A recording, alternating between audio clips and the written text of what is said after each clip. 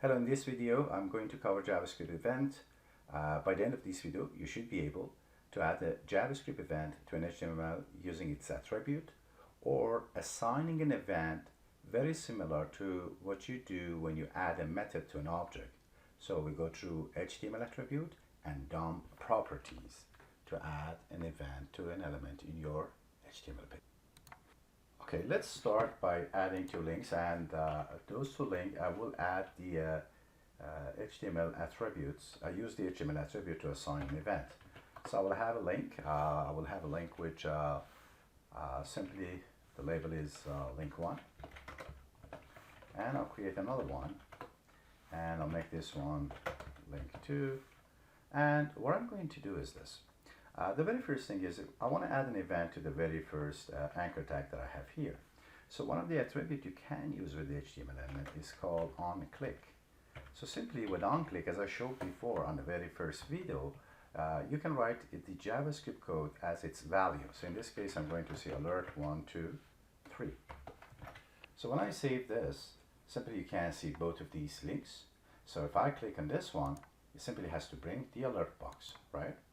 So now what I want to do is I want to go ahead with the second one, and this time what I want to do is I want to do something different. Let me show you what happened with the first one. I want you to pay attention to the tab and see when the dialog box, I click on the alert box, simply the page will be submitted to the URL, right? You see that gets refreshed and goes to that address. Of course, since I don't have anything defined for the href, it will come back to the same page. So what I want to do is I want to go ahead and create another one and prevent this behavior. Let's see how we do that. So on the second link, what I want to do is I want to actually prevent this behavior. Like, remember what we have done here when we click on the first link, it simply went to the alert box and then it submitted the page although we didn't have any href value. So I want to prevent that. One way to do that is this. So if I go ahead and add the onClick again here, alert 1, 2, 3. Let me just make sure this works. So if I click on this one, it does behave the same as the first one, first link. So here I can simply go ahead and add this statement to prevent the anchor tag to be submitted. So JavaScript colon void 0. Let's look at this now. So if I go ahead and click on this link, you see the dialog box comes up and simply does not submit the page, right? Let's go to another link. So I want to go ahead and create another link here. This time what I want to do is I want to go ahead and do this a little bit differently. So rather than adding the event as an attribute of an HTML, I want to use the document object model, which we call a DOM, property to assign that event or event handler, right? So let's do that. So what I'm going to do is I'm going to add an ID. I'll call it link 3. Okay. Let me just put link 3 here before I forget. Link 3. And also I have the href. I'm going to add the onClick event too. onClick is equal alert 1, 2, 3 for now, right? So let's see if everything works here. So I have the link 3 now. Let me go ahead and put some BR here so I can go to the next line so we can see it better. Okay. Here you go. So if I go on the third one right now and I click on this, of course I can get the 1, 2, 3 and the page gets submitted, right? So I want to show you another way of assigning the event to this link 3. So if you watch the second video, you will know that there are many different ways of accessing the elements, right? So here I'm going to create one. I'll call it link 3 equal document dot query string. I'm going to use this time, and I go ahead and put the ID link 3, right? So if I do that, if you look at this right now, let me just make this one a bit smaller so you can see the whole screen. So if I do this right now, I can simply go ahead to the console to make sure link 3 is pointing to the correct object. And as you can see, I can get the access to the whole anchor tag, right? So what I'm going to do is this. If you remember, when we wanted to create an object, we usually have to have something like this. Let's say object is equal something like that. Then you could say id colon, let's say 123, and then you would say show colon function, and you would add a method to an object. Do you remember that?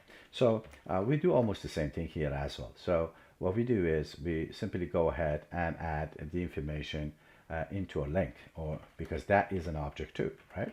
So here I can simply go ahead and say link3 dot on click event, right, equal function.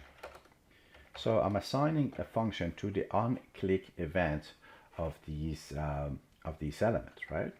Let me show you before I do something. I want to show you something before I go and assign these events. I want to show you something here. So I'll go console.dir link3.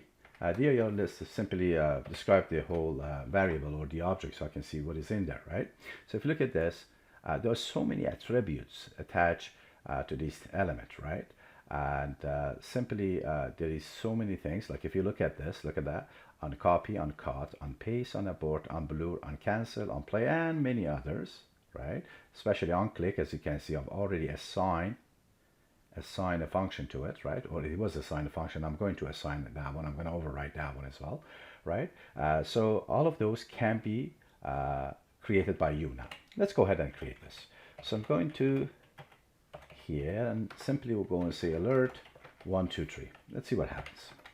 So if I go ahead and click on 3, as you can see, this will happen, right? Let me change the number because we had the 1 2 3 on the attribute right here, right? So I'm going to make this 1 2 2 2. So I go back here, click, so you can see what happens is when you use the DOM property to assign event handler to an element, it will overwrite the previous one. So in this case, it will overwrite the HTML attributes, right? Now let's go ahead and do something else. I want to go ahead and add a URL here. So I want to go ahead and say http://google.ca, right? So if I go do this, I'll click on this right now, it shows the 222, and simply it will go to google.ca. So there are a few ways to prevent this. The very first one, or easy one I can say, is return false.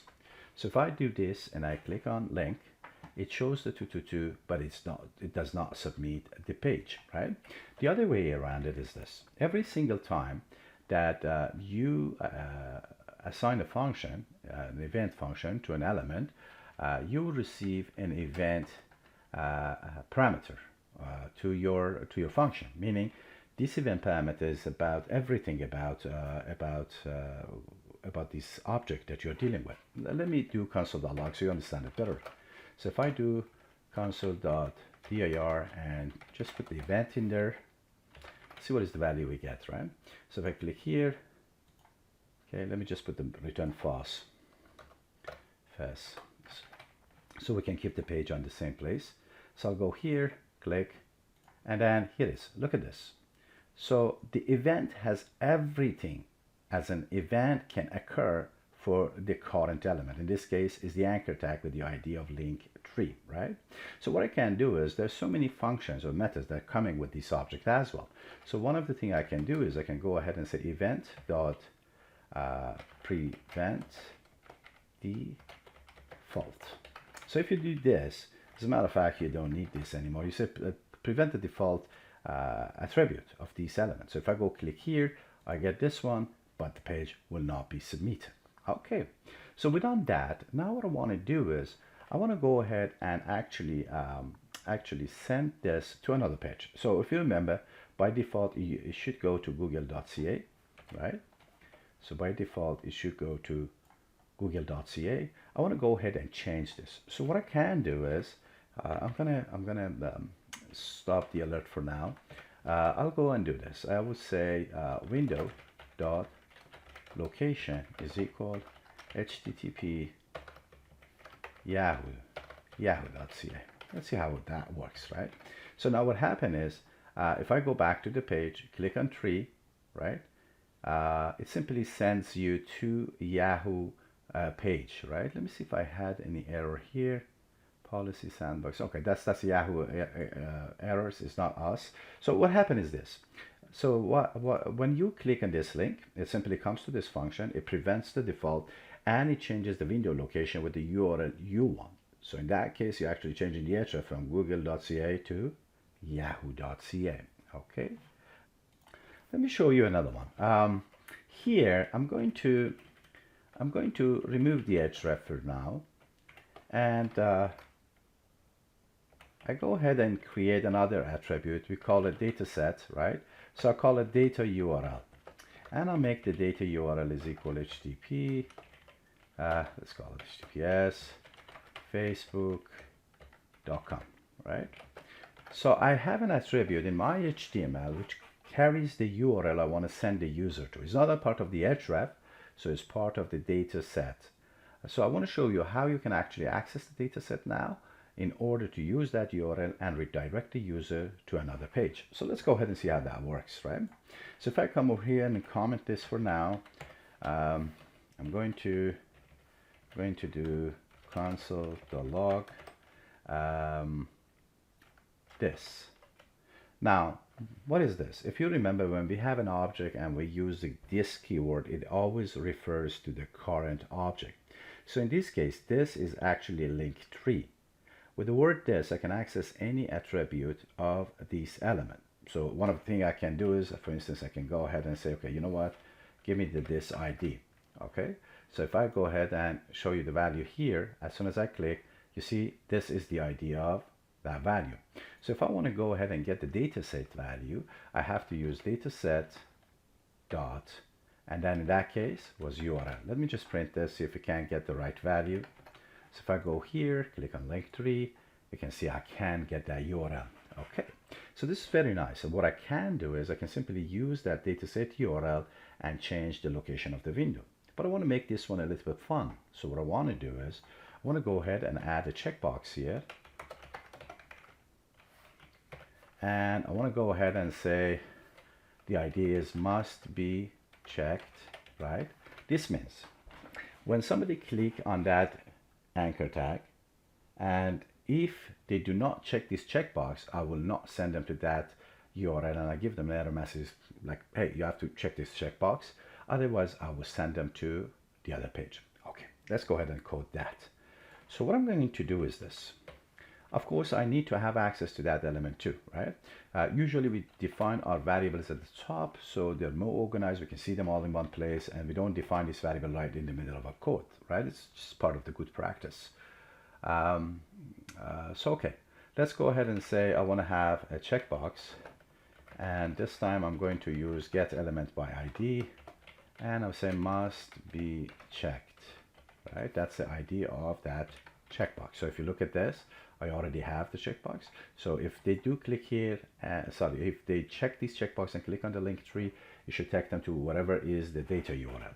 If it's not checked, it should show me a message. Okay, very good. So what we're going to do here now that I have this, let me just make sure everything is okay. Checkbox, checkbox. I can see the whole checkbox is there, perfect. So I can go and say checkbox if not checkbox dot checked. So this means checkbox is not checked, right? If that's the case, simply I can show them an error message, alert, please select the checkbox, or check the checkbox, or whatever we want to say. Please check the checkbox first. Okay, so let's see if that works. Okay, so I'm going back here, click on link. Here you go. I'll get the alert box right now, so I know it's not checked, right? If I go and select it and click, I do not get the alert box. Of course, nothing happens because I didn't take care of it yet. So what I'm going to do is I'm going to say else link dot sorry, not link. Here I have to say window dot location equal. Do you remember what I have to type here? This dot dataset dot URL. Remember, we have saved the data We have saved the URL into data set URL. We learn how to access it right in here. Now I'm using the add-one to actually send the user to the other page. Let me go ahead, save the page, go back here, click here, I get the message, I check the checkbox, click, and here is, I'm on the Facebook page. Okay, so now just keep in mind, every time that you add an attribute or DOM property event to an element, the last one overrides the previous ones. Meaning, if I go here and I just type link3 dot on click equal function and do this and say e dot b. So here I will go and say e dot prevent default to not go anywhere alert 333. Okay, just remember on the top we had alert 123, right? Here we have alert 222, and then at the end we have 333. Let's see what happens. So I'm going to clean this one up, go back to the page. Okay, now so I'll go ahead and click. Do you see? So the last on-click event has overwritten any other event that are similar for the same element. I hope you enjoyed the video. On the next one, I will talk about add event listener. Thank you for watching.